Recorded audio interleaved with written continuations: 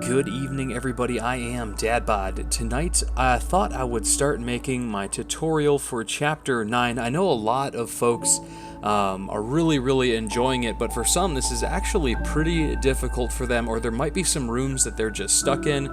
So I figure I would make this this little series. I hope it helps.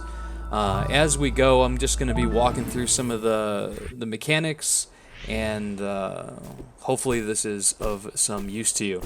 So obviously the chapter starts out not as I originally expected by far. Like, I did not expect this at all. But for time's sake, we're actually going to skip through all the cutscenes just because it just take too long. So far, obviously, I don't need to say much. Nothing really going on here except for some basic stuff. There will be a couple of things to keep in mind and a couple more advanced techniques, which I am working on an advanced tech video that will be linked in the description as soon as I'm done with it. I'm still working on it. So a couple things you could do. Obviously from here we want to just collect the double dash crystal. That should be pretty self-explanatory. Get on up there. Now with this, as you've seen, we want to dash up to collect the double dash crystal both times. Easy. With this piece here, we're going to dash into the double dash crystal, which gets the moving block, and then use the momentum to push us forward. If you wait until that block is all the way across, you will not get there. Alright, now this is the first part that could be kind of tricky for you just because it uses the momentum of the dash blocks.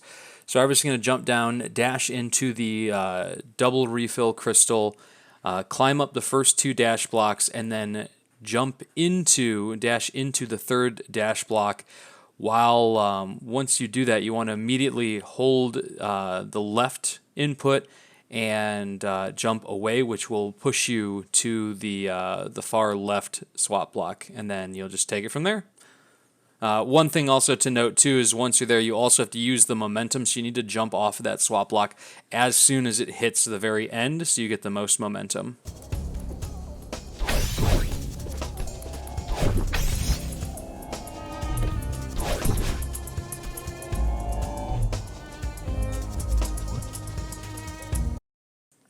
Alright, now in this part here, you will be very tempted at some point in this room to use that double dash crystal, but you have to save that for the very end. This was one of the first little challenges that we came upon.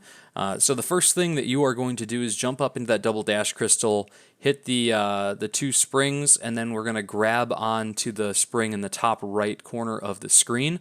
Now that is going to start falling, and then what we need to do from there is jump off, align ourselves, and fast fall into that spring. And fast falling, you just hold the down input, and you will increase your drop speed.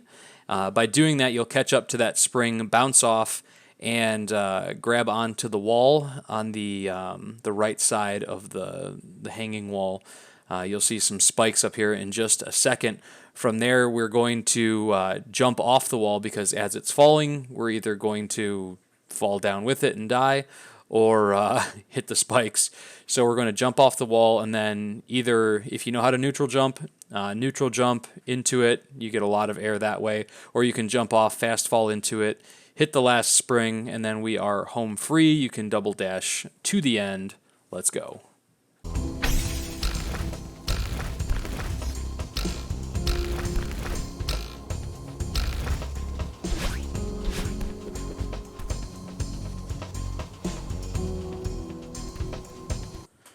Alright, the key thing to keep in mind with this room is you're obviously going to hit the first spring, hop over. You can either align yourself with the spring or dash into it. Doesn't matter because you're going to regain your dash. When it comes to the third spring, you're going to want to dash down or something because you think you might not have the time, but you need that dash.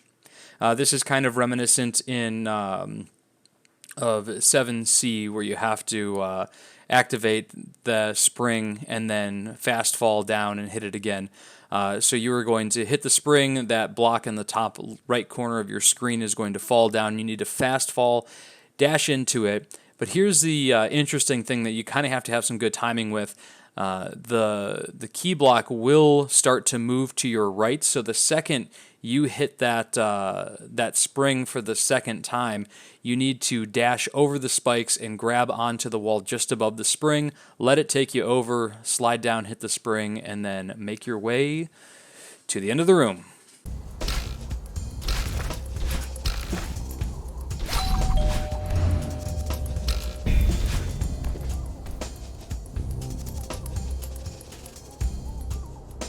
All right, so the next room introduces us to a brand new mechanic to the game as the pufferfish.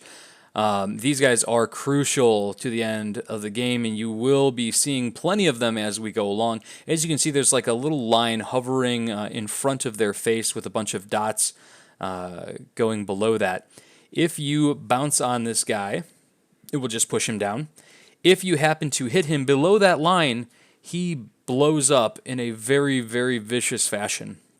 Though it does propel you forward, allowing you to continue with certain levels, so his sacrifice is very necessary, and we should be grateful. So in this room, it's the tutorial room. We're just going to bounce off the pufferfish. It obviously regains our dash. We're going to dash up to the other pufferfish, bounce off of his head, which is going to push him below.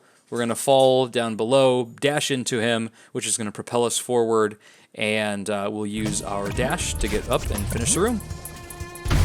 Alright, the next room is pretty much the same situation. You want to make sure that when you dash, though, it's right above his head, and you want to jump. So you get that bounce, dash into him, dash up, bounce. You get the picture. Easy peasy lemon squeezy, let's go.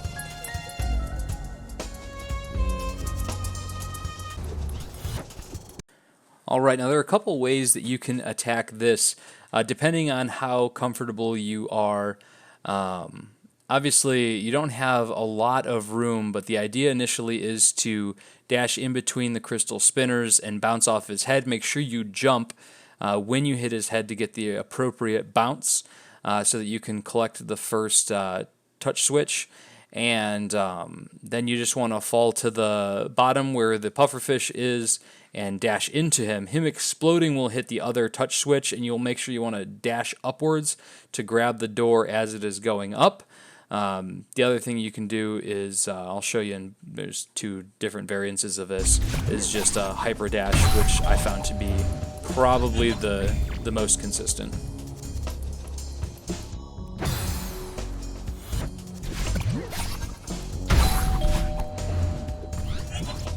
Alright, nothing crazy different about this next room here.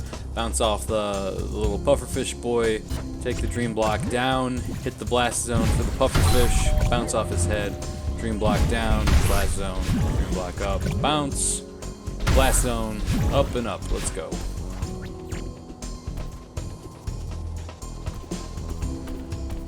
Alright, so this room requires a little bit of maneuverability, but it's not too bad. First thing we're going to do is drop down, bounce off the pufferfish, putting him in place, dash through the crystal spinners to grab the touch switch, jump over and hit the spring.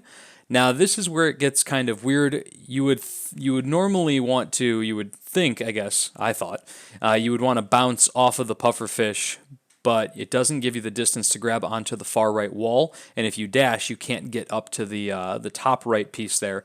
So you actually have to dash past the pufferfish and then move back towards him to allow him to blow up, pushing you towards that wall. Then you would dash up to grab the other piece and finish the room.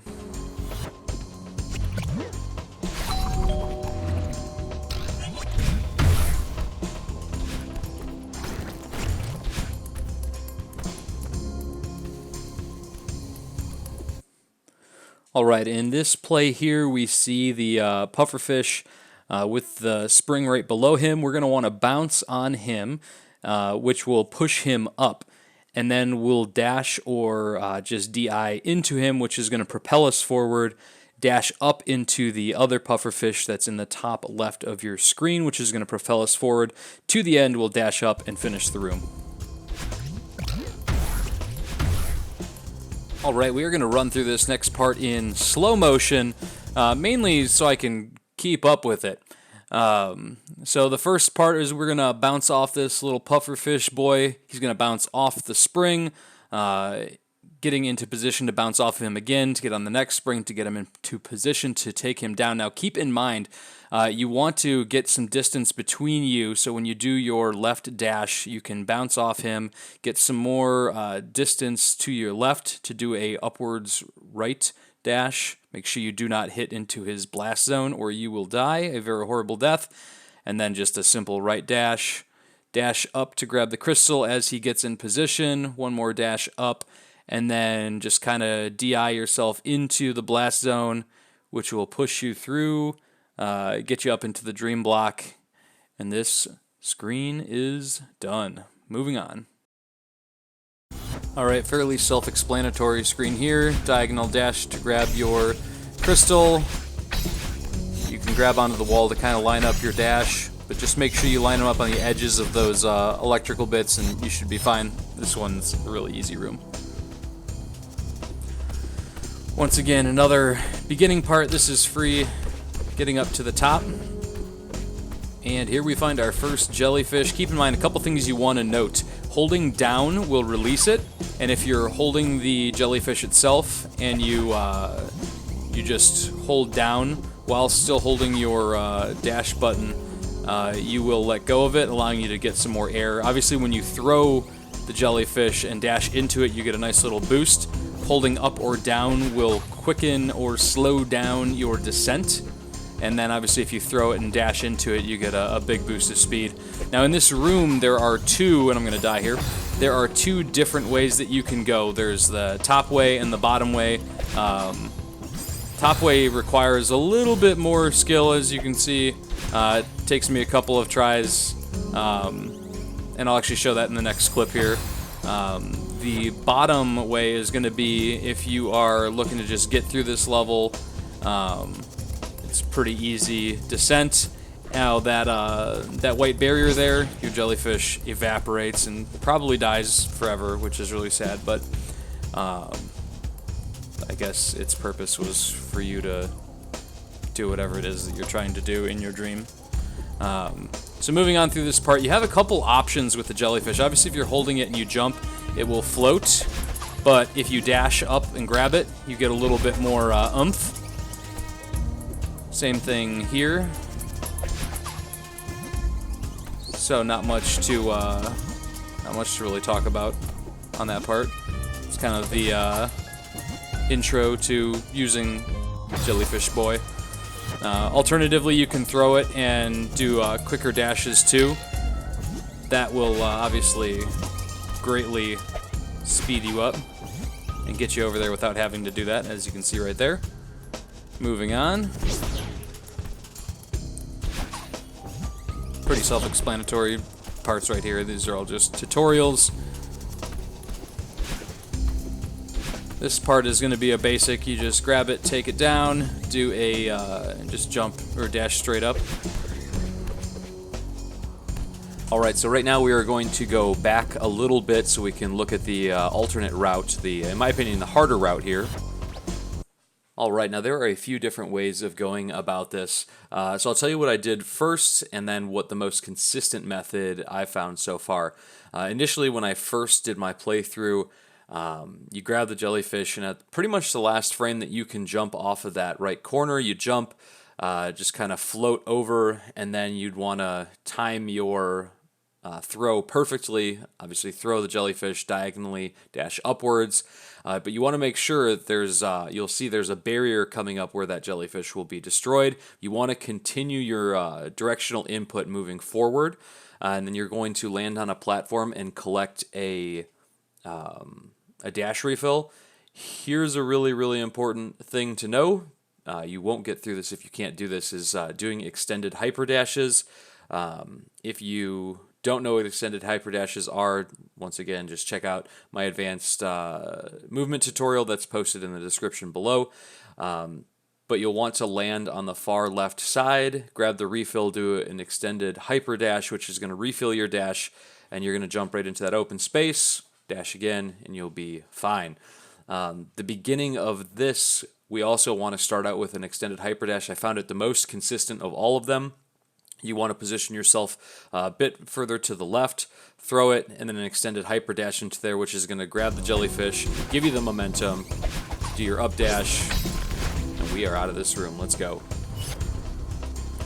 Alright, now you are, at some point when you start this, going to be tempted to dash into this and grab it. I promise you'll end up like me and dead. Wave dash or extended hyper here is crucial because it maintains your dash, gives you some momentum, and allows you to dash up. As well as this, you can do the same thing there. You can either go from the bottom or from the top. In this next piece, you'll see we'll take it from the top. It works the same, whatever you're comfortable with. To finish this room is a little weird at first. You could either do a full jump or an extended hyper, it doesn't matter. But you're going to want to throw and catch in between the first two, hit it, and then wall bounce up. Not an easy thing to do. Takes a little bit of time to get used to, but you will get used to it. This next piece is pretty easy. It's just jumping and dashing. There's nothing too crazy. If you jump at the end, you will just get there. Alright, here's where we left off from the first part. You're going to want to grab the jelly, bounce, bounce. You can let go and dash up. You can do a diagonal dash however you want to do it. Doesn't matter. Here's the last room that we're going to check out in this video. It is the key room. This was the first room that kind of stumped me in the very beginning because it's just like, where do you go and how do you do this? So, you'll find yourself kind of just running around exploring a bit.